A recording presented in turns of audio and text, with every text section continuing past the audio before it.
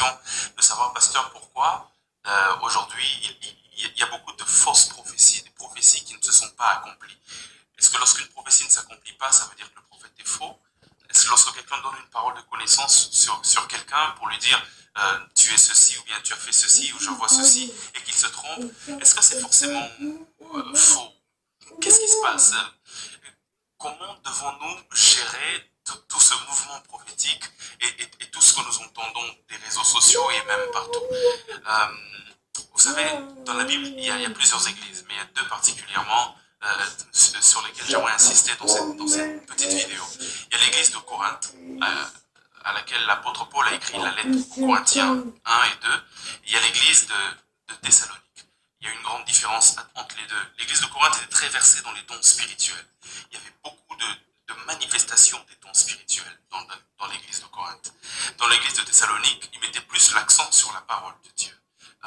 Et c'est le genre d'église où on dit que les dons de révélation c'est bien, mais la parole c'est la base.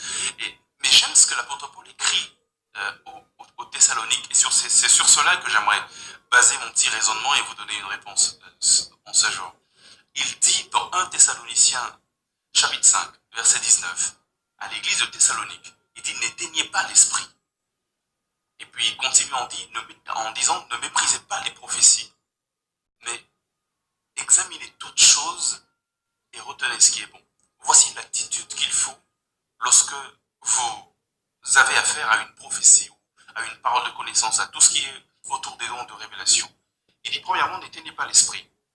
Et il explique ce que ça veut dire. Il dit, ne méprisez pas les prophéties, mais examinez toutes choses et retenez ce qui est bon.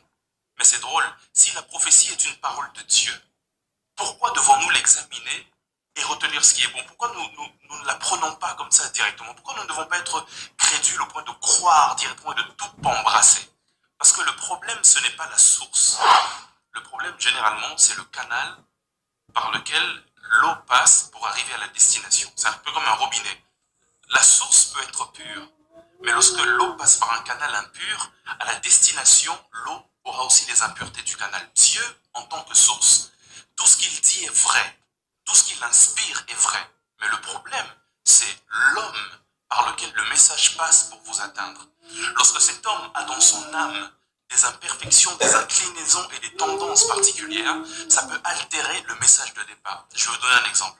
Imaginez que Dieu donne à un prophète ou à un homme, à votre frère, dans l'église, un message pour vous. Et Dieu lui montre simplement un désert.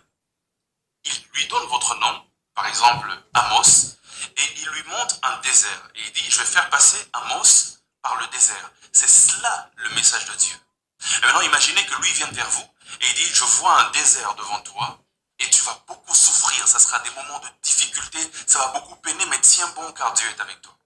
Et toi, tu attends les moments de souffrance et ça n'arrive jamais. Mais Dieu ne lui avait pas dit que tu allais souffrir.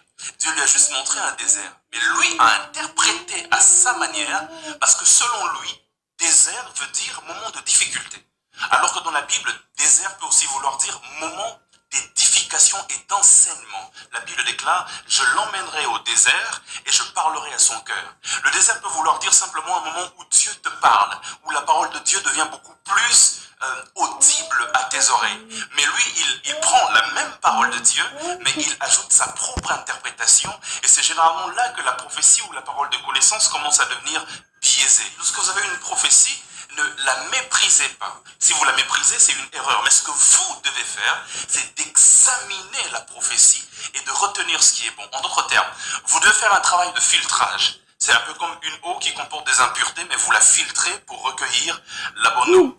Donc la source est pure, mais c'est le canal qui est le problème. Et vous devez grandir, devenir tellement mature au point que vous êtes capable d'examiner dans ce que l'homme de Dieu a dit, ce qui vient de Dieu et ce qui vient de l'homme. Et Paul dit, c'est de notre responsabilité. Que Dieu vous bénisse.